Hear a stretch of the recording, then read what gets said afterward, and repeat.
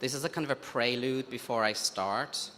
I'm going to move between a lot of different thematics, a lot of different terms will be employed and extrapolated, and perhaps some light will be shared on them or shed on them over the course of 50 minutes to an hour.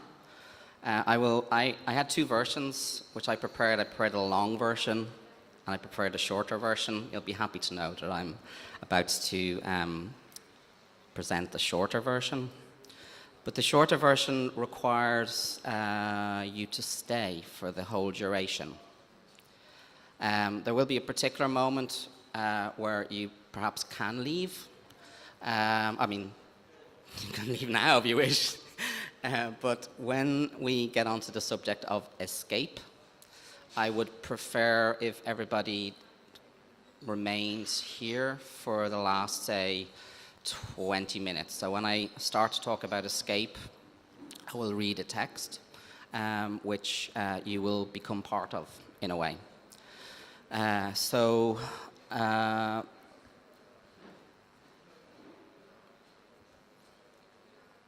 Okay, if that's okay with everybody. So I'm going to start with some things I know and some things I don't yet know. And then there are other things that I know very well, and there are some things that I am completely uncertain about. And I'm going to move between the things that I know very well and the things that I'm uncertain about. And perhaps somehow the uncertainties in relation to what I don't know will shed some light on the things that I know and vice versa. So some of the material I've covered elsewhere in pieces of writing, but also in previous lectures. And then some things that I'm uncertain about will hopefully unravel some of the clarity of my thinking or clarity of the articulation of those ideas. It's quite awkward holding this and doing lots of different things, so forgive me if I physically look a bit uncomfortable. When she was 43 years old, after struggling with addiction and mental illness for many years, the artist took her own life. The repetitive picking of one's own skin, excoriation, the body's glandular reaction to a handful of hastily prescribed psychotropic meds, the use of opiates to strike a balance between numbness and pain, sometimes reaching a plateau where one can feel and even think. Unicorns and force fields, sweetness, sparkles, little dogs, and light. The storefront studio on Sunset Boulevard, where the artist also lived, was a storeroom and a lab, to which domestic touches had been added over many years as it became clear that this would be her permanent domain. She'd said, "Some things in life are really harsh and troubling, and if you can find a way to be less cynical, well, all the better. Thinking, you know, can be completely suicidal. Sometimes it's better just to zone out."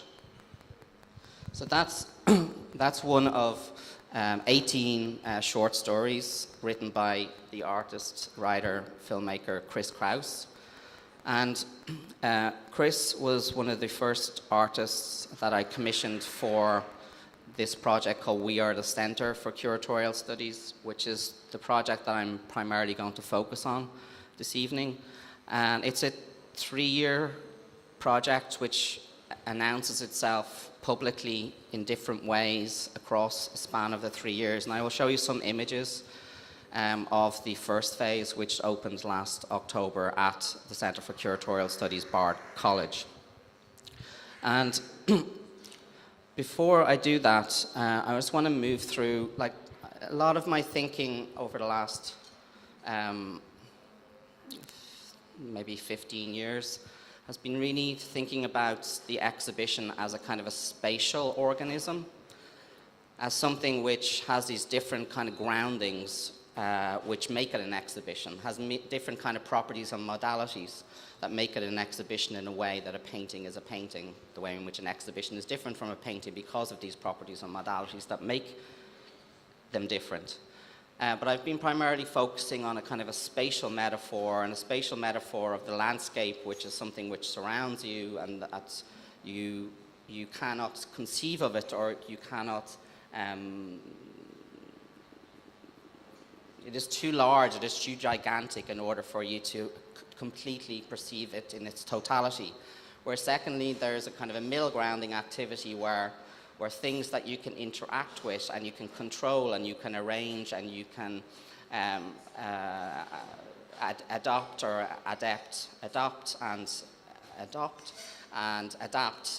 technically. So things like lighting, things like seating, things like the floor, things like the point, the level from the floor to the middle of the picture, and various different things. This is what I call middle ground activities, but it's still a kind of a middle ground if you think of like an image of a landscape.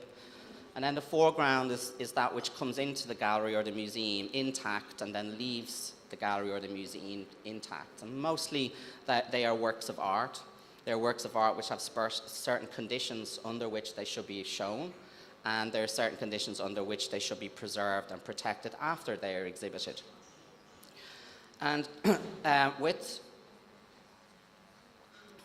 this particular phase of We Are the Centre for Curatorial Studies, the exhibition, phase one, I've been trying to think more so, less about this kind of spatiality of the form of the exhibition, and also less about what has predominated, or what has dominated curatorial thinking over the last, certainly over the last 30 to 40 years. And I'm really talking about it like a technical thing here, rather than a kind of a political thing here. But all technical things also have their kind of political register.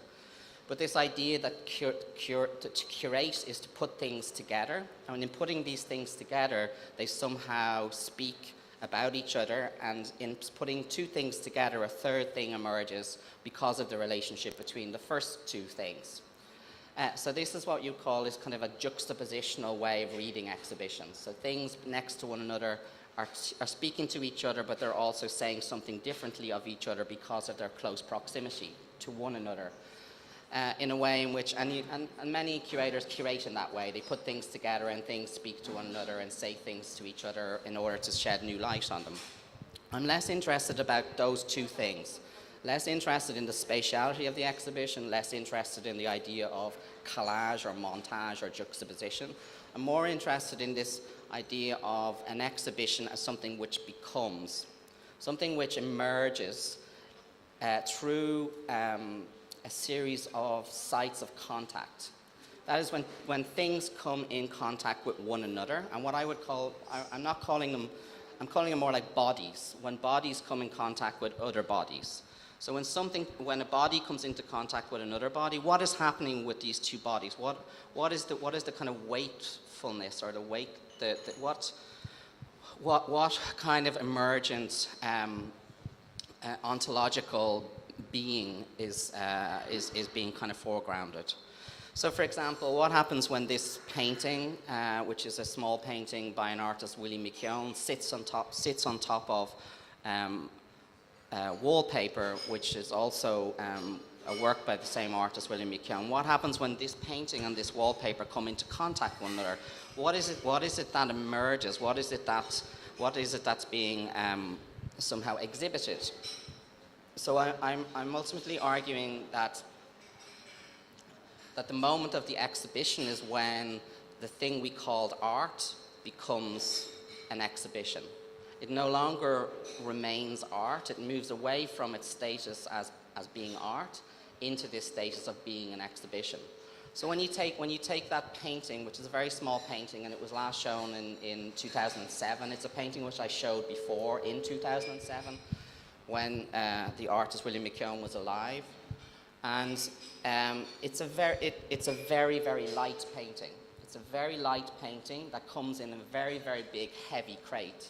And there's something really phenomenal about when you open you transport this big, heavy crate across from Europe to America, and you open this crate, and then inside it there's another box, and you open that other box, and then inside it there's some bubble wrap, and then you open this bubble wrap, and then there's tissue paper, and then inside all of these wrappings there's this tiny little painting, and this tiny little painting, when you pick it up, it's like so light. I mean, it's lighter than a single sheet of paper. It's like this light. So this painting, which has so much weight, when it sits on this wall, when it sits on top of this wallpaper, when these two things are kind of placed together, when these two bodies come into contact with one another, there's a kind of an emergent weight to them. So there's a kind of a density to the relationship between these two bodies in contact with one another.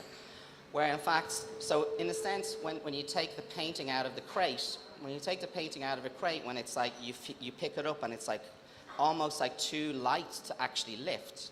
It has this kind of phenomenological quality, which is, and then you look behind it and you see all this kind of information about where it was shown and where the markings of its previous exhibition. And then you put it on the wall, and as soon as you put it on the wall, it actually just kind of gathers this kind of weight to it and this kind of a density. And I'm really interested with this exhibition, and also maybe thinking more widely about the kind of the politics of contact. So what happens when this painting comes into contact with this wallpaper? What happens when this little girl sits on a Mary Heilman chair? This is a chair by an artist, Mary Heilman, from LA, based in New York. And this is a number of her chairs that she calls painting sculptures. But what happens when this little girl sits on this Mary Heilman chair? When the Mary Heilman chair becomes something else, when a little girl basically activates this chair, when it's no longer this kind of piece of art that kind of sits on its own. What happens when Daffy Duck, this is a work by an artist called Garrett Long, what happens when Daffy Duck stands on his bed, and it's a bed that he has slept in all his life, but he sits on the bed and he realizes that the bed is too small for his body. And then he's in this kind of perpetual state of thinking about how has this happened? I've been sleeping in this bed all my life, and this bed where I always slept is somehow now too small for me. How come I can't get into this bed? So these kind of sites of contact, when Daffy comes in contact with its bed, when this little girl comes into contact with the Mary Heilman chair, when this painting comes into contact with a wallpaper work, this wallpaper work is a work that is made specifically for exhibition, meaning that it does not exist as a work until you make it. It's silk screened by hand by a printer. There's only one printer in the world that can actually make this wallpaper, and it's hand silk screened, and it's hand silk screened each time for every exhibition that it takes part in. And each time the orange will be slightly different. The proximity of the cuckoos, which are these British birds, the proximity of the two cuckoos coming into contact with another will change ever so slightly, but they never actually touch the two cuckoos. And what you'll notice also, I'll go to this. So I'm really interested in what happens when the thing we call art becomes an exhibition. What happens when Daffy sits on this chair on his bed and starts to contemplate why his body will not fit into it? What happens when the artist Nina Kanel pours gum from a pistachio tree in Iran over this kind of like piece of wood? What happens to this piece of gum is incredible, is that when she pours it, it's like this solid, like chewing gum, like a really solid chewing gum. And then when it's exposed to the elements, this solid kind of chewing gum-like material starts to kind of melt and starts to fall, and gravity takes hold, and it becomes like liquid. So a solid becomes kind of, a gummy kind of solid becomes a kind of a liquid. But then over the course of time, as it being exposed to the light and to oxygen and carbon dioxide, it goes hard again. It becomes like this crystal, this kind of crystal glass, pink kind of glass. And I'm really interested in works that are really exhibiting themselves, where the materials themselves are not, they never remain the materials themselves, but they always return. The gum always returns to being gum. Basically, at the end of the exhibition, we take all the gum, we melt it, we put it back into tin cans, and then it goes into storage and waits for the next moment it's being exhibited. What happens when Eduardo Padilha, a Brazilian artist based in London, what happens when he makes a sleeping bag out of abandoned mattresses, and then he takes these abandoned mattresses, takes the material from them, and then he stitches them into an individual sleeping bag. And what happens when these individual sleeping bags are made up of all these bodies which have been in contact with all this material, all these mattresses over the years. And I'm really invested in how this kind of body inside a body somehow is articulated. What happens when the artist Sarah Swinner takes one photograph of Tracy, who's the female figure in the photograph, and then juxtaposed it with a photograph of all these objects which are in her possession. So this is what I'm trying to do with this exhibition. And in a way, I'm arguing for a kind of exhibition making that is about cohabiting time. So being together in contradiction to one another, but at the same time that somehow the kind of temporality of this evolution of the relationships that are beholden within the exhibition structure somehow cohabits time together. I'm also very conscious, and this is an image that I've shown many times before and that I've talked about many times before, I'm also conscious of really preserving the exhibition. A lot of, like, I teach in a curatorial program, I direct a curatorial program in the States, and there's really a curse with our current political turmoil. Students and young curators are really questioning like their function as curators, but also the function of the exhibition as a political tool. And I think this is the moment where we really have to conserve and preserve the exhibition as a political forum or political form of articulation. And these are for thinkers who have articulated or tried to articulate an idea of the curatorial which goes above and beyond the exhibition. So in a way, kind of putting the exhibition as this more staid, conservative, traditional, and the form that needs to be somehow debunked or critiqued and maybe transformed into another kind of practice which they're calling the curatorial. So Irit Rogoff, in the book on the top left-hand corner, she states that the curatorial is critical thought that does not rush to embody itself, instead raises questions that are unraveled over time. Whereas Maria Lind articulates the curatorial as involving practicing forms of political agency that try to go beyond what is already known. Beatrice von Bismarck articulates the curatorial as a continuous space of negotiation, contributing to other processes of becoming. And Emily Pettick, in The Exhibitionist, proposes the curatorial as something which presupposes an unbounded framework, enabling and allowing things, ideas, and outcomes to emerge in the process of being realized. So I'm not equally trying to debunk their articulation of the curatorial. In a way, I'm trying to employ the way in which they're thinking about the curatorial, but in the context of an exhibition form. So not giving up on the exhibition form as the primary means through which the curatorial can actually gather its shape and gather its form.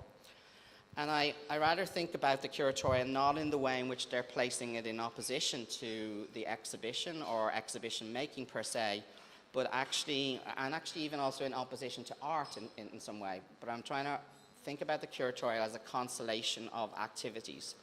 So the way in which we imagine kind of an astral constellation of stars, that they're all independent of one another, but they're all codependent upon one another. So they kind of coexist at the same time as existing independently from one another.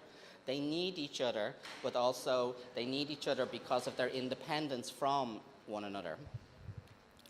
And in a way, this kind of shift, this shift for me in terms of thinking about the exhibition as a kind of an ontological form rather than a phenomenological form, perhaps kind of goes back to this kind of great, like one of the biggest early kind of philosophical arguments, certainly in Western philosophy, between Heidegger and Husserl. For anybody who's familiar with the history of philosophy, Husserl was the kind of like one of the leading kind of protagonists of phenomenology, which was a kind of a theory based on the idea that we accrue we become through the experiential. We come to know something by experiencing it. So the idea, the phenomenology, was that we do not know something in advance of the experience. Whereas Heidegger disputed with Husserl that this concept of knowledge, or this concept of becoming, was in fact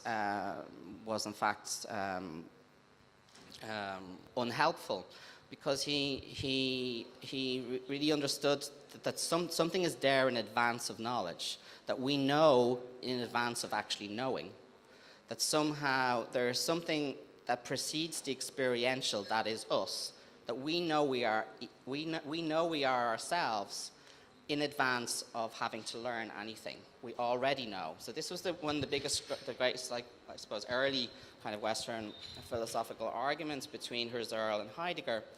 And I think for Heidegger, I'm invested in both phenomenology and ontology, but I feel like this idea of existence, that's something that becomes through the act of being with, and in motion, and a movement and an evolution. Something is changing to something or someone at any particular moment, and I'm really interested in how the exhibition becomes something. So if I look back at, say, a history of, like, a really short history of these moments where a concept of an exhibition became something so radically different from what precedes it, that it has this kind of feeling of a kind of an ontological state. So these are very early photographs by Eugène Auger, the photographer who lived in Paris in the late 19th, early 20th century. And what's interesting me about these photographs is that Auger is photographing a moment of complete disappearance. So the disappearance of one kind of site of display, being the kind of corner store or the arcades, and being replaced by another primary form of display, which would be the department store or the supermarket and so forth. But also Auger, alongside a number of other thinkers, such as artists like Lissitzky or Alexander Dorner, Moholy-Nagy and others, were really articulating in their exhibitions. And I do think what Auger is trying to do in those photographs is present a moment of disappearance. So when one world is so radically, the one world is replaced by another world in this kind of seismic shift. And Lissitzky called this moment a moment of the crisis of subject relations, which is paramount to the kind of the emergence of the Western modern city in Paris and London, New York and so forth in the early latter part of the 19th century, early part of the 20th century, but also the emergence of all of these kind of vehicles to accelerate the relationship between the individual atomized subjects and spaces of consumption. So the proximity between the object and the subject became kind of closer together, almost condensed through the emergence of the automobile, the train, the elevator, the escalator, and so forth. So these kind of mechanisms of transportation were also creating this kind of crisis of subject to subject relations. So the crisis of people relations or relationality. I'm also showing these Auger photographs and these early images just to kind of present these moments of incredible radical change in what could be conceived as the exhibition. And I think these radical moments of ontological change, when something moves from one state to a completely other state, are these moments where you can actually see the emergence of these new forms, where the being of a thing becomes a totally radical other form of ontological state. So these are photographs by Alexander Dorner, and what you have like here, I mean, many of you will know these images, but this is at the Lands Museum in the 1920s. And what's phenomenal about these is, like, if you imagine, like, with the Auger photographs, so those shop fronts were like the same they were the same for like hundreds and hundreds and hundreds of years. And then suddenly you have these corner shops being replaced by department stores, where the things which are exhibited outside the store then move into this department store. So the relationship between the subject and the object is at this moment where there's a production of a space of consumption, where in order to conceive of the things which are in the department store, you have to enter them, you have to become a consumer in relation to the commodities. So this is like the Lands Museum forever. This is the Lands Museum for its entire history until the 1920s. So if you imagine one day it looks like this, and then the next day, like Friday it looks like this, Monday it looks like this. This is a moment where the radicalness of that gesture becomes exhibition. So art stops being art. This is like art as we already knew it. This is art as has been known for many, many years, kind of bourgeois. I'm not saying this is less bourgeois, but super bourgeois, inaccessible, kind of poorly articulated, poorly understood, not for the masses, ultimately for the few. And then you have this, and then changed into these kind of what Alexander Dorner called atmosphere rooms, where the things in the museum become ordered and classified in a particular way that they actually become exhibition. They stop being art as they have already been and always been known as art, and they become something else. They become an exhibition. This is the drawing rooms in the Lands Museum in the 1920s. This is it in 1924. So this is it in 1921. This is it in 1924. It's the same material. It's the same art per se being exhibited in these two cases. But this is an exhibition. This is a museum with a whole lot of stuff that you call art in it. Similarly, people like, as I said, Alazitsky, but also Frederick Kiesler and others try to take things away from the walls and produce these kind of more mobile, interactive display systems where the viewer or viewers could ultimately change what was being exhibited within these L and T display systems. But this is a moment where art stops being art and becomes exhibition, where then the exhibition is a moment where we conceive differently of the things which we call art. A new value system is introduced and a new system of display is introduced, so radically different to that which precedes it that it becomes exhibitable. Similarly, these are two very, very obvious examples, but maybe I'll try and read them differently. So this is in Robert Morris, of which many, I think many more, that shift between minimalism and conceptualism, where there's a real consideration of the site of the work, I think is also kind of important. So this is Robert Morris's mirrored cubes, and it triangulates three different things. So there's the coexistence of the mirrored cubes, which are the art object, and then you have that coexisting with the site, which is the gallery. So it's the art gallery. So you have the art object, the art gallery, and then the third part of the equation is the viewer. So you have the art viewer. So you have the art object, the art gallery, and the art viewer. And that triangulation makes it the art as exhibition. Without any of one of those three components, the art object remains an object, the art gallery remains a gallery that's not public, and without the viewer to complete the work, there is no experience of the work itself. So in a way, I think this is a very obvious example. You know, it's a very Duchampian reading of minimalism, but I think important to make clear all the same. So similarly with Duchamp's Mile of String. So Duchamp's Mile of String is, I mean, everybody knows it, but everybody thinks of it as, not everybody, but many people have articulated as a kind of an installation which creates this kind of barrier between things, where it creates a space of inaccessibility towards the other works on display from Mondrian and various other artists. But what I think is really challenging about this work by Duchamp is that he makes you look harder and differently at what actually is behind the Mile of String. I think this is a really radical gesture that Duchamp made. So it wasn't about blocking access to the works which were on display, it was making you look at them differently. Why should we be, 2.5 meters from an artwork in order to conceive of it? Why should we experience them with a one-to-one relationship? Why should we, why are the kind of rules and protocols around exhibiting of art unchangeable? So I'm going to just leap to the exhibition itself.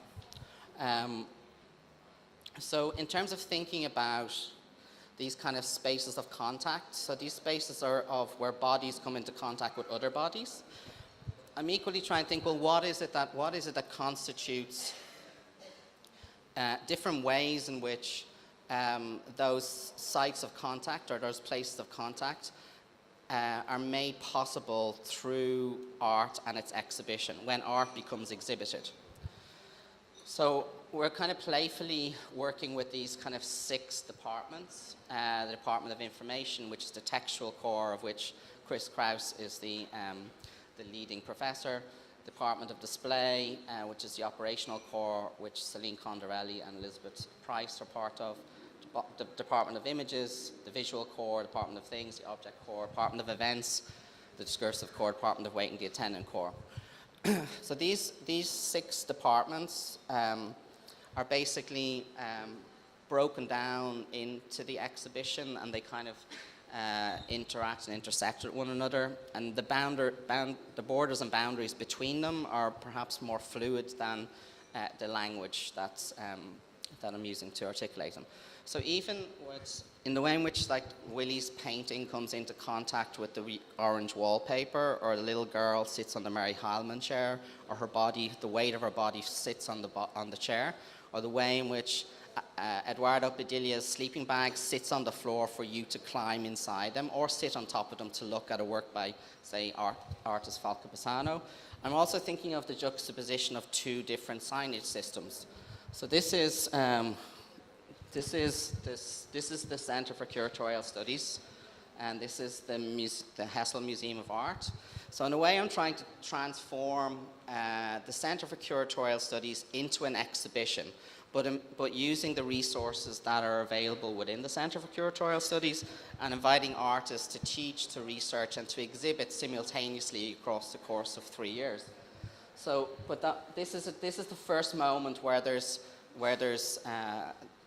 one body, one institutional body comes into contact with another institutional body. So here you have We Are, which is the signage system, a different typeface, a different signage system to the CCS Bard or the Hessel Museum, which is then kind of articulated here. So we're using this kind of like idea that the exhibition, We Are the Center for Curatorial Studies, somehow will encapsulate or encroach upon that which is called the Center for Curatorial Studies. I'm just going to guide you through the exhibition. I'm not going to talk very much about the works themselves, but I want to... we're 28 minutes in, and I reckon we're on time. We're nearly ready to escape. And we are going to escape. So this is a work by Chan Alte, which are a series of 3 thresholds. And these 3 thresholds are obviously the space in between the Center for Curatorial Studies, which is here, and then the exhibition, which is We Are the Center for Curatorial Studies, on the other side. So you walk through these 3 thresholds. And then there's a series of the killing of the father. So this is, when you first go into the museum, into We Are the Center for Curatorial Studies, you will hear Lawrence Weiner have Kim Weston sing his Statements of Intent from 1968. And it's obviously an early conceptual artwork which really looks at the space of the curatorial as being dependent on the idea of reception or receivership. So the idea that it's not necessarily the artist who's making the work, it's the artist who makes the instruction that can then be interpreted by the curator, organizer, administrator, installer at the moment of reception. So you hear this when you first enter the space. you're handed a copy of Chris Krause's book. And then every week there's a talk by one of the artists. So there's a talk by Eureka Muller in the Department of Events, a talk by Elizabeth Price, Nina Cadell and Blasco Horvath were in conversation with one another. We had about 35 talks in the course of 16 weeks. Then I'm basically just going to guide you through what I would call that which is not here. And I think that which is not here, which I will articulate a little bit more fully towards the end of this talk, but that which is not here is fundamentally the thing that we're talking about when we're describing curatorial discourse. Curatorial discourse is fundamentally a discourse around that which is not here. It's always articulating and trying to describe, represent that which is not here, the thing which is not here as in the exhibition, often through images, often through text, often through lectures like this. And it's this fundamental kind of like ontological state of the exhibition, the thing which is not here, that makes it a kind of a form of imported remoteness. So in a way, what I'm asking you to do, I'm asking you to remotely, as in with a distance, engage with the thing which is not here twice. Because I'm asking you to be at the Center for Curatorial Studies. I'm asking you to imagine the way I'm articulating it as being a cohesive way of representing it, but I'm also asking you to engage with a series of images that are also equally trying to represent or reproduce that which is not here. And there's the fundamental schizophrenic nature of the exhibition. The thing which is not here is the thing which is the primary focus of curatorial discourse.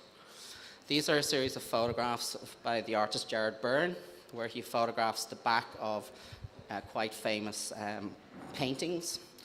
So in a way, the Gerard's photographs were an introduction to the Department of Information. The textual core.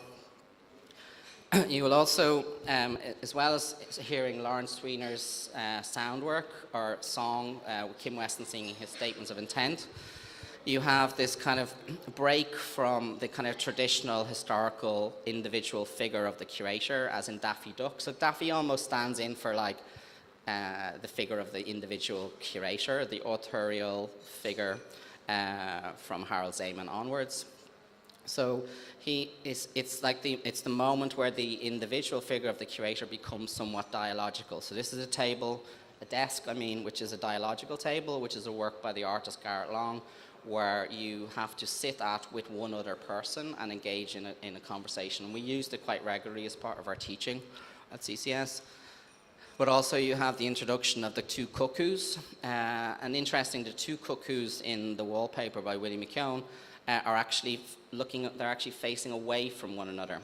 And even though there are moments where it looks like they're intersecting with each other, they're actually not.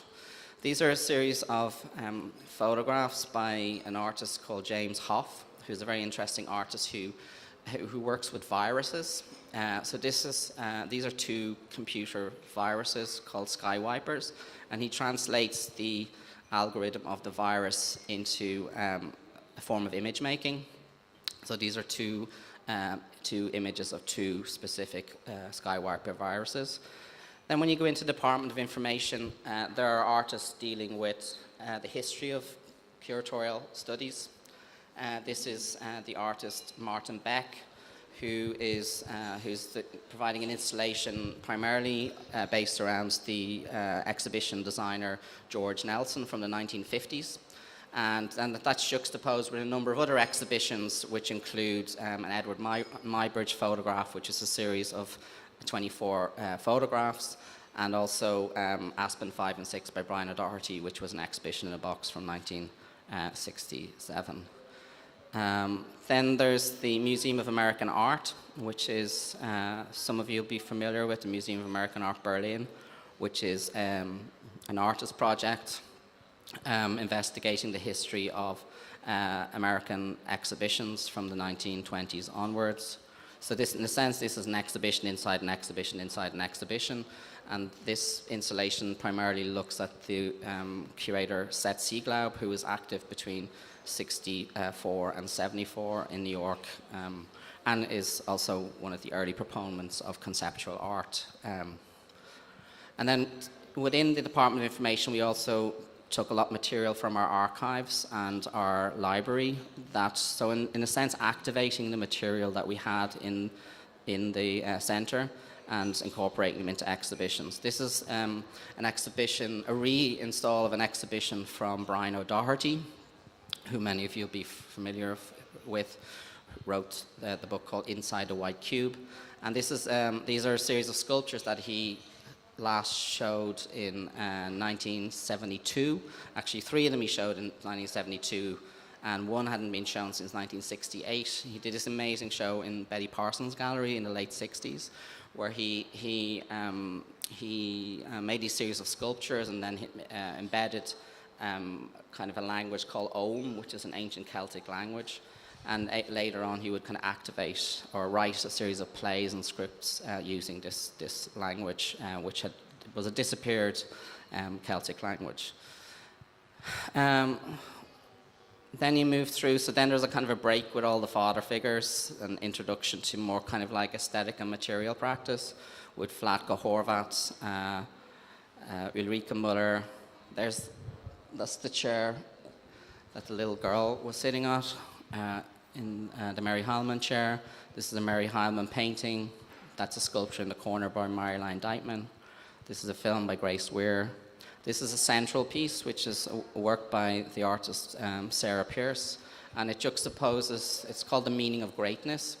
And Sarah taught a 16-week course with us at the centre around greatness, the minor and the major figures of greatness, looking at ideas of legacy, looking at ideas of the epic, looking at ideas of historiography. And in this work, she's juxtaposed 3 different figures of greatness. So the soft sculpture in the middle is a kind of a reenactment of, a soft sculptural reenactment of a work by Richard Serra. And then the work on the left-hand side is a reenactment of an Eva Hess rope sculpture. And then behind the curtains, or behind the Richard Serra thing, is our series of drawings and sculptures that her mum made when she was an art student at Kent State College of Art and Design in the 1950s. And right the way through to the student demonstrations of 1971. Everything in this room is related to the year 1971. But Sarah's mum was very actively involved in the student demonstrations in 71, which many of you may have heard about. This is an installation by Elizabeth Price, which involves 2 films. This is an installation by Yasmina Sibitz. This is also a very well-known work by Yasmina called Tear Down and Rebuild. These are the beginning of the melting of the gum by Nina Canal. As you can see, it's kind of already, this is like maybe day 3. It's already kind of an act, it's having a kind of a correspondent relationship with the weather, with the elements.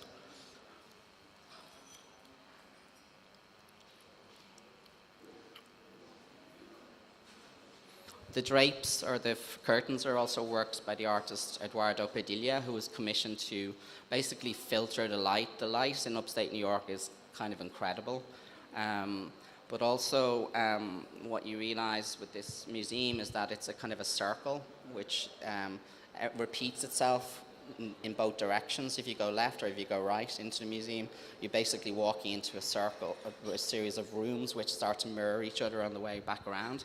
So we were very interested in using the light as a way of capturing time across the course of 3 months. So October, November, December are 3 very, very different months in terms of how the light comes into the building. This is some Mary Harmon chairs with a Sarah Swinner film, and a curtain structure by Celine Condorelli. There's the film. There's Eduardo's sleeping bags, upon which you can rest in order to look at a film by Falco Pisano.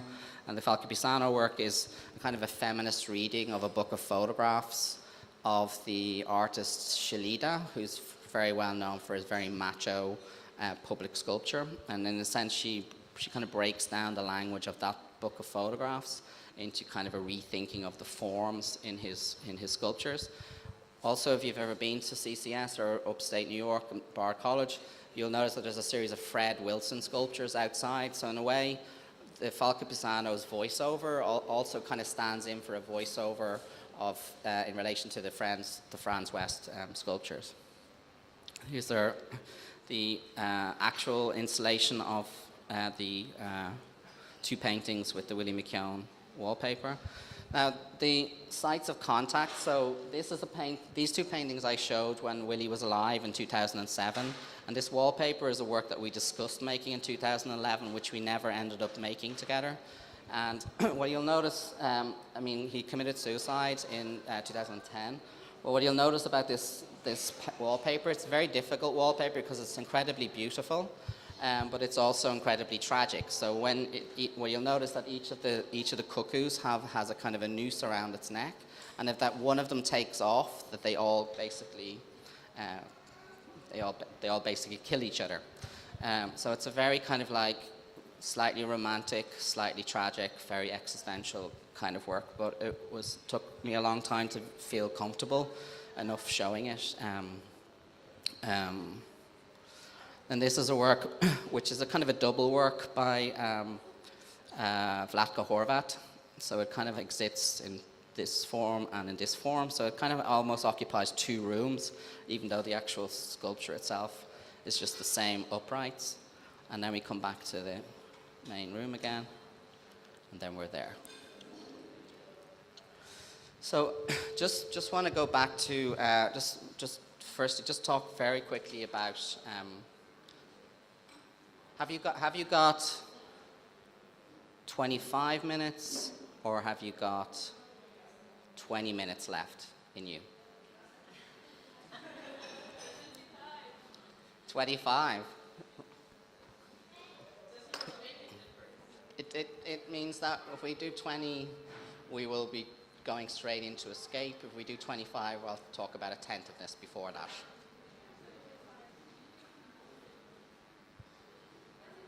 Okay, 25.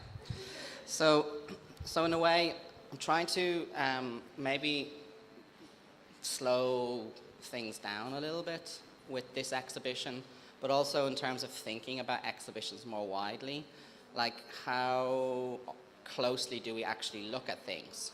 How closely do we look at the relationship between things?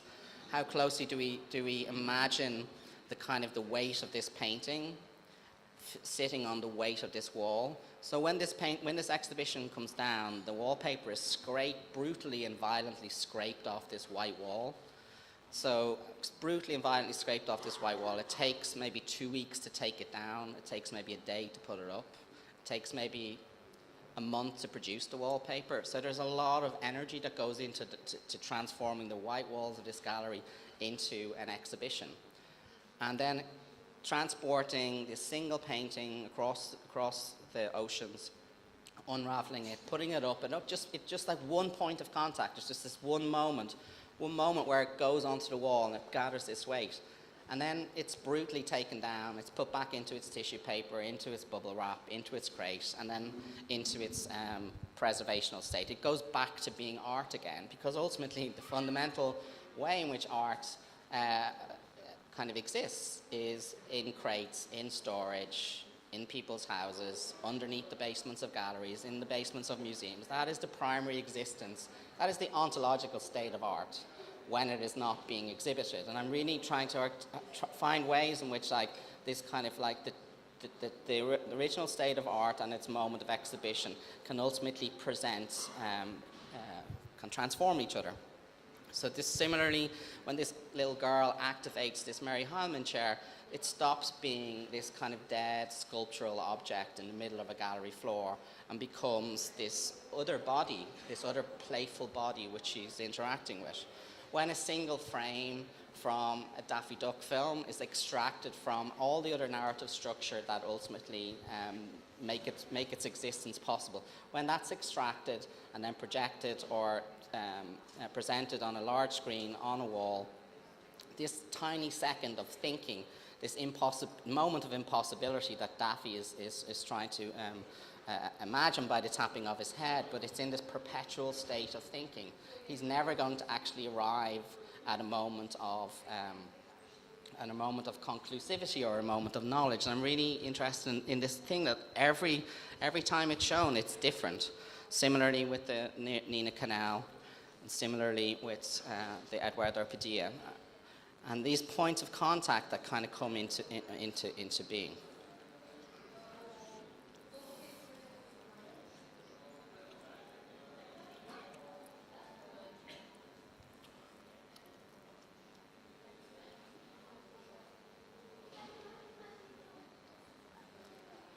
So what I'm, I suppose, trying to achieve with this kind of slowing down or this micro focusing on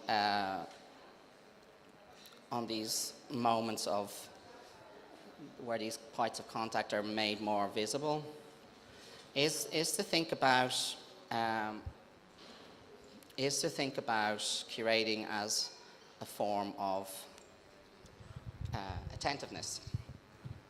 So where not only where the curator and the artist are attentive to one another, but really thinking about the ways in which these sites of contact or these spaces of contact or these bodies in contact with other bodies have these kind of internal and external cohesion. And I'm going to talk, imagining this as a kind of, I've talked about this before, but imagining this as an exhibition. So this is an exhibition in the same way in which the Age photographs are exhibitions. So when one radical state of transformation is articulated in a singular image in the Age photograph, similarly with this painting by Frans Hals, there's this moment in which there's a complete transformation of the idea of group portraiture. This is a group portrait from the 16th century by Frans Hals. And in 1902, the Viennese art historian Alois Rahzel applied, who many of you should know and will know, an understanding of attentiveness to the dynamics of these kinds of group portraiture. And in the way in which I'm trying to be attentive to what happens when the painting and the weight of it sits on the wallpaper, that little girl sits on the chair, or when Eduardo's sleeping bags are placed on the floor, what happens, what is being attended to? What is it that's internally and externally cohering when why do they make sense together? Why does it look so good? What is it that makes it an exhibition and extracts it from its preceding identity as a kind of a dead artwork? So for Rahzel, a group portrait was neither an expanded version of an individual portrait, so one singular individual portrait, nor a family portrait. But he said it was like an extension of the individual portrait, but also a mechanical collection of individual portraits in one singular representational image. So it always moved between these kind of representation of free association of autonomous, independent individuals. So in a way in which, like, each of the figures in a Frans Hals painting are doing something independent of one another, but they're also attending to each other. So you'll see this very strange looking baby down here. She's holding this kind of apple or peach or pear or whatever, but also looking over at somebody over here. This guy here is like holding this kind of glove, so he's doing something very unique and individual to himself, but he's also looking at somebody maybe over there. But he's also, as you notice, got his hand around the back of this female figure who has her hand on his leg, and she's looking at somebody maybe outside. Then you have like these two figures here looking at one another, but also kind of this woman here is looking at somebody over here. This woman, as well as being attentive to this man here in terms of placing her hand on his leg, she's also looking at somebody over here, but she's also tickling this little boy here, and this little boy here is like looking down at this little girl here, and this little girl here is looking up at this little boy here. So there's all these kind of moments of like where there's this individual acts of like autonomous projection, but at the same time they're attending to one another. So this is what he calls the internal coherence. So they internally cohere in terms of their attentiveness. But he also articulated that there is an external coherence. So this external coherence is where the individuals within the group become attentive to those around them. So as you can see, they're being attentive to each other. But beyond that, they also are attentive to that which is outside the frame and beyond those who are being depicted in the portrait. So this attentiveness is achieved, what for Rahzel, and what I'm maybe trying to achieve with this thinking around the exhibition as a form, is that there's a kind of an attentiveness achieved through an equal consideration of the dynamics of, say, the compositional arrangements inside the group portrait, and the psychological exchanges within the group. So when all these kind of bodies, these artists, come into contact with one another, like visit each other, socialize with one another, but also when the things that they make come into contact with other things that other artists make, there's a kind of, there are these kind of narrative devices kind of introduced that make these kind of connections between these different bodies or these different ontological states. But the concept of attentiveness, I think can be applied only when it kind of externally coheres. So when the actual viewer or the spectator or the person who's actually being looked at by these various figures are brought into the group portrait. So the third element, the element that Robert Morris kind of insisted upon, and Duchamp insisted upon, that insistence on the viewer and the spectator as being part of the work or part of the group portraiture in this sense. So there's an internal coherence in terms of the relationship between individual bodies in this portrait, but also an external coherence where you are being brought into the painting in some particular way. And this is maybe what I'm trying to achieve with that. And I'm trying to achieve that primarily through not only thinking about what happens when these bodies come into contact with other bodies, but how they escape from being themselves and are transformed through their coexistence with one another by these kind of sites of contact being supported. So now we're going to escape. So you said 25 minutes, so now it'll be 20 minutes. Are we still okay with 20 minutes? You do look quite attentive there. So what I'm going to ask you to do,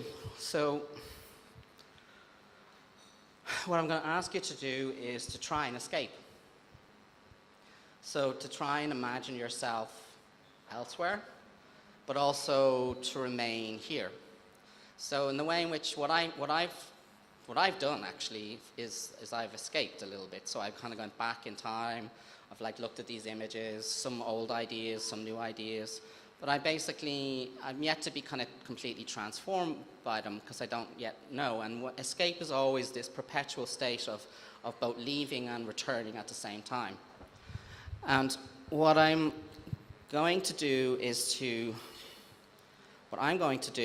exactly what you're going to do, but you'll do it differently to me. What I'm going to do is I'm going to read the text. You're not going to read text. I'm going to read the text that's going to describe an experience of an artwork that I was transformed by. One, so I want you to think about an artwork. It can be any artwork. It can be a good artwork, a bad artwork. It could be something you experienced when you were small, something you experienced today. But I want you to think about that artwork.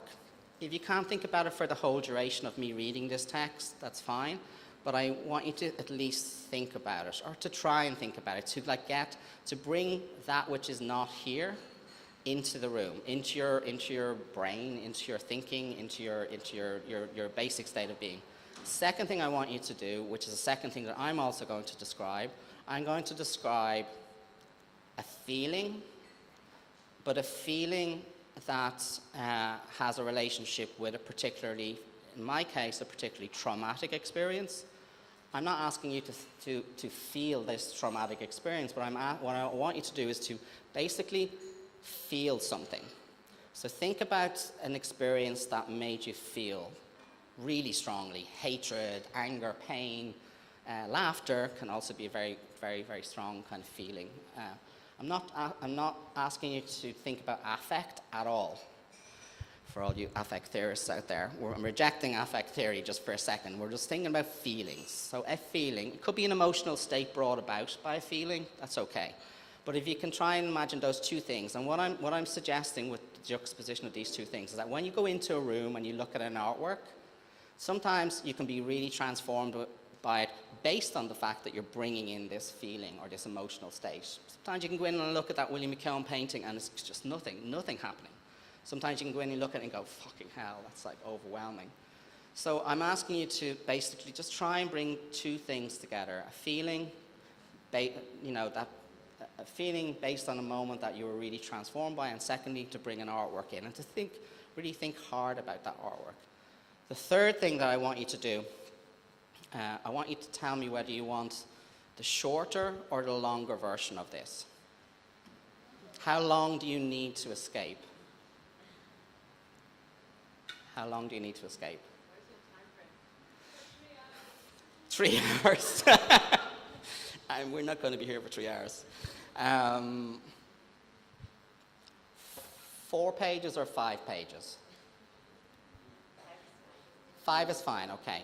Okay, so 5 we go a little bit deeply. And what I'm going to do is the text that I'm going to read is going to basically bridge various different ways in which theoretical fields articulate the same thing. So I'm going to move between feminist theory to queer theory to affect theory to psychology to art theory to art history to subjective studies. So basically keep on describing the same thing, the same experience, the same artwork over and over and over and over again, but in relation to the one word, which is the word escape. So in a way, I'm going to try and escape, but also articulate what it is to escape when thinking about an individual artwork, an individual experience, and all these different fields of inquiry and the way in which they try to articulate or describe escape in different ways. The fourth thing I'm going to ask you to do, which is, I do not want you to look. So there is no looking. So the looking that's going to happen is going to be internal. However difficult you might find that, tough. So it's like you're going to look internally. You can look externally, you can bring the thing which is not here into your mind, or you can try and find it. But I do not want you to look at me. I will not look at you. I swear I will not look at any of you. I also don't want you to look at each other. So wherever way you're looking, if you're keeping your eyes open, I do not want you to look. So no looking at each other, no looking at me. You're just going to listen to my words, and you're going to listen to your artwork, your experience, and we're going to try and escape. Are we okay with that? Come on, guys. Okay, so could we dim the lights or something? Is that too radical? No, we can't dim the lights. Okay. Maybe we could turn out those lights or those lights. You'll just have to try and escape without any other techniques. Okay. So just to remind you to think about a work or an artwork that you've been transformed by, and secondly, a feeling attached to an emotional state, whether it be traumatic or exhilarating, one word, or ecstatic. But just to try and basically imagine those two things coexisting with one another.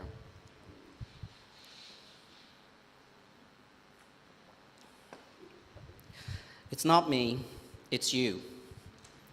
Sorry, my apologies. I meant to say it's not you, it's me. Or is that the way it goes? I can never remember correctly. It is one of my memory blocks, one of my default settings that always seems to get in the way. Was it you facing me or me facing you when we both stood there, opposite each other? You facing me and me facing you when we both stood there. And one of us said something like that. Which one of us was looking to find a way out? Neither of us would admit to looking for the door, the exit, quickly enough. Somehow it was too late, before we realized that it was each other, us, you and me, who were getting each other's way. Where did we come in? How could we get out? Preferably, separately, without each other's knowing. But now we knew we just could not escape each other, nor from where we were. There was no way around, no way backwards, no way forwards, nor left, nor right, no up, no down. All sense of direction, even up and down, seemed impossible to decipher. Looking back, I think it was something to do with desire, wanting to visualize ourselves differently. It is this idea of escape, even the mere word itself, that releases us from something. Then language is complicit with our need to be able to at least imagine ourselves elsewhere. Linked to the sense of failure and disappointment with the world, the concept of escape is often perceived of as an act of release or liberation from something, from somewhere, or from someone, accompanied by the wish to be transformed. It is a word that makes us grateful.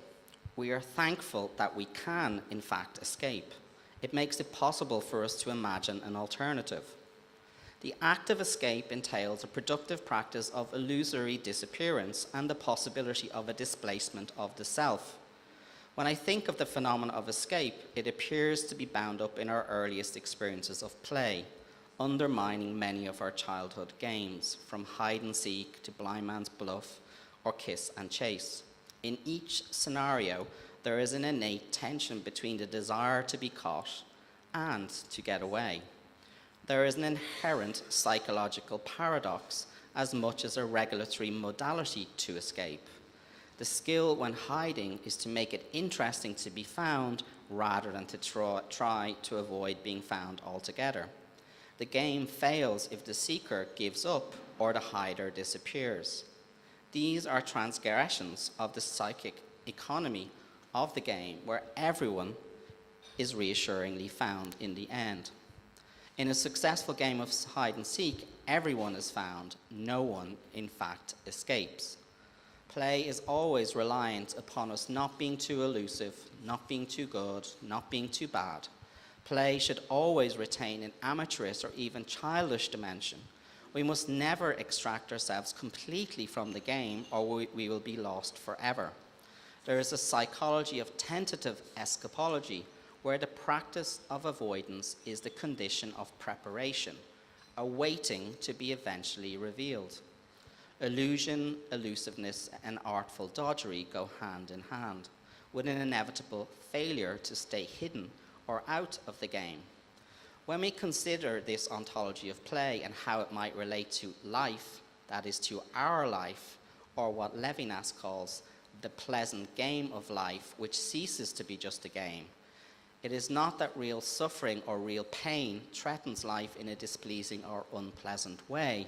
Rather, it is because the grounding of suffering itself consists of the impossibility of interrupting life, of escaping it, and its acute feeling of being held fast, being unable, or it reminds us of the impossibility of getting out of the life as reality game, and of giving back to things their toy-like usefulness, which is bound to and heralds from the precise early moment of one's life, such as the moment when an infant comes to becoming a toddler, when infancy comes to an end and begins to define the very notion of seriousness as part of growing up. We have to get serious to grow up. What counts then is in all this experience of being is the inescapability of life itself, growing up and its very constraints, its social conventions, its realities. So the need to escape is our recognition of this inevitability, where the act of escape or flight from our becoming, from our reality is a search for refuge. It is not a matter of getting out of life, but also of going somewhere. It is a spatial as much as a temporal metaphor. On the contrary, the need to escape is found to be identical at every juncture to which its adventure leads us. It as it needs be. It is as though the path it travels could not lessen its own dissatisfaction with the reality of which the adventure tries to lead us away from, towards somewhere else. Therefore, our need to escape, being itself, appears not only as an obstacle that free thinking has to surmount or to overcome, rather it appears as an imprisonment from which one must get out. As according to Levinas, for example, it is existence which is the absolute that asserts itself without reference to anything else. Escaping is when the I of existence wants to get out of itself, but does not flee itself as a limited being. Escape puts into question the peace with self as a general entity, since it aspires to break the chains of the I to the self. It is being itself, or the one self, from which escape flees. In escape, the I flees itself, not in opposition to the affinity of what it is not, or what it will not become, but rather due to the very fact that it is, or that it becomes. Escape, therefore, is the very inner structure of our being as forms of self-positing. It is a reminder that the event of our individual lives are masking the inevitability of all life as something which is time-limited or comes to an end. Escape can be a stepping outside of this time limitation, of lifetime, but it is always deceptive. Like all immediate pleasures, it folds in on itself, and it is within a moment of its own experience, but we inevitably fail to escape from ourselves. Escape is also about being in two places at once, or ourselves in two times at the same time. So what has this got to do with art and its artistic terms, or when art is being exhibited or practiced?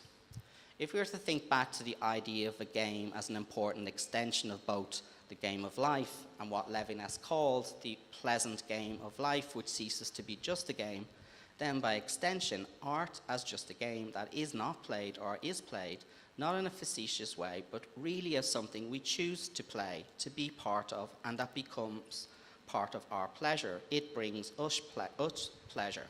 It brings something into us, but also as something which allows us to go elsewhere, to escape.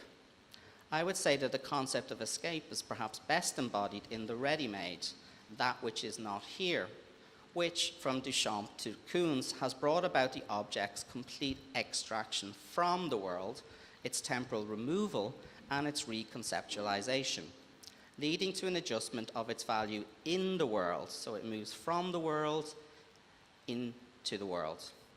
The role of the ready-made as that which is adopted from already existing things in the world proffers an updated of the figure of the artist or curator as escapologist, that is more Houdini than Bastionado.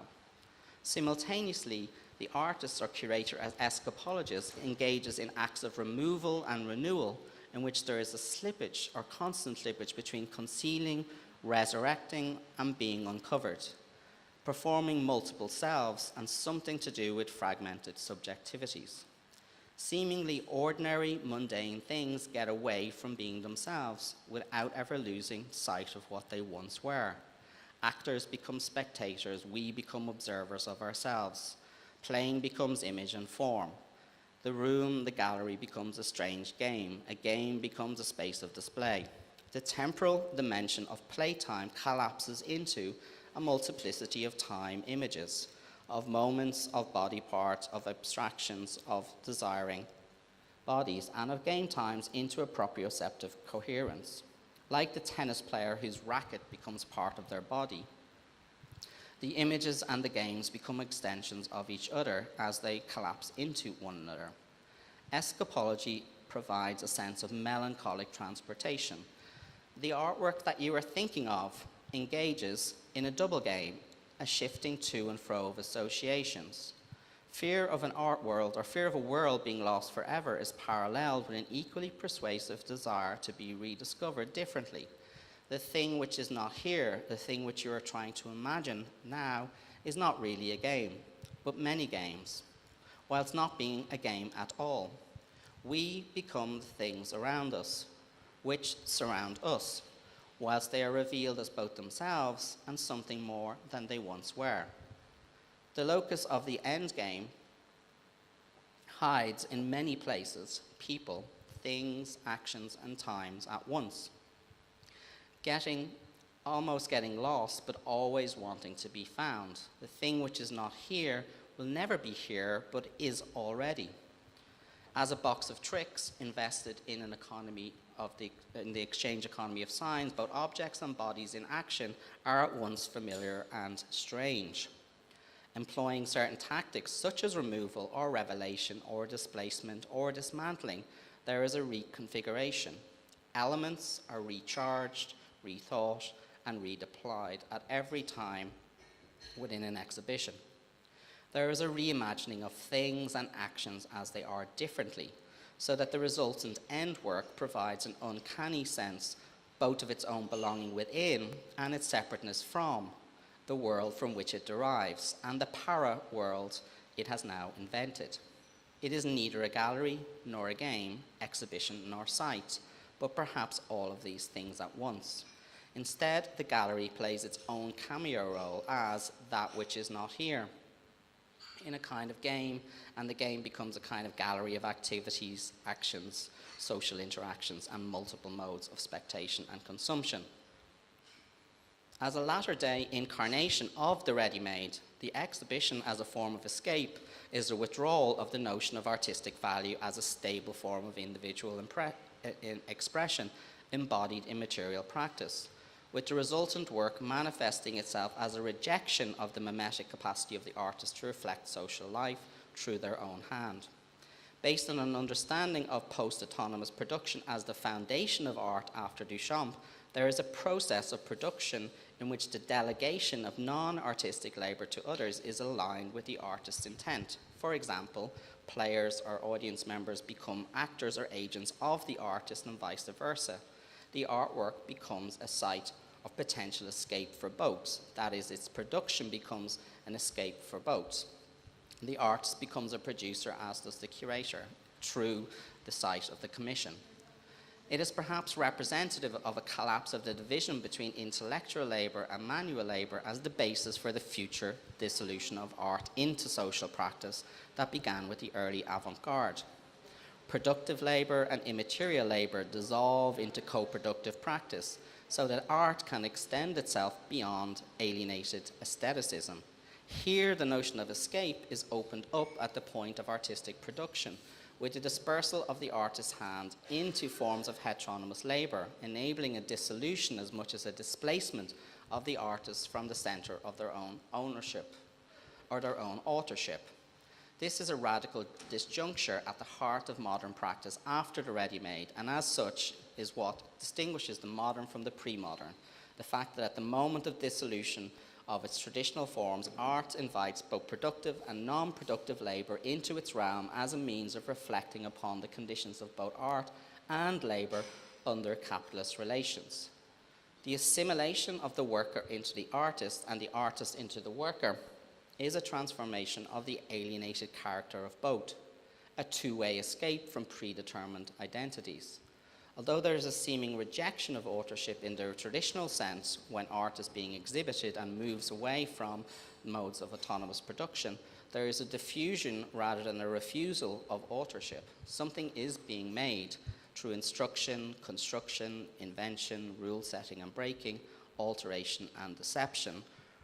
For although there are multiple actors and agencies at work in the game which is not here, in the game of that which is not here, the thing which you are now imagining that is difficult to bring, and these make up the work, whereby multiple social relations become dissolved into a disembodied spectacle. From the perspective of that which is not here, there is a kind of imported remoteness to this particular experience of escape, As I've said, it's not you, and it's not you, it's me. We can therefore escape in an act of release or liberation from something, from somewhere, or someone, from this place and this time, for a moment, which will always be accompanied by some kind of wish to be transformed. But we cannot escape from ourselves. We can become abstracted, we can get out of it, off our heads, if you like, out of the game, but not out of our heads or out of ourselves. Escape is always a space of returning, coming back, coming down, no matter how immersive the experience of getting lost, no matter how high, how removed from the here and now. The act of escape always brings us back to the pre-immersive space, back to where we were, only with the sound of the din ringing in our ears. Then afterwards we remember, it was not you, it was me after all.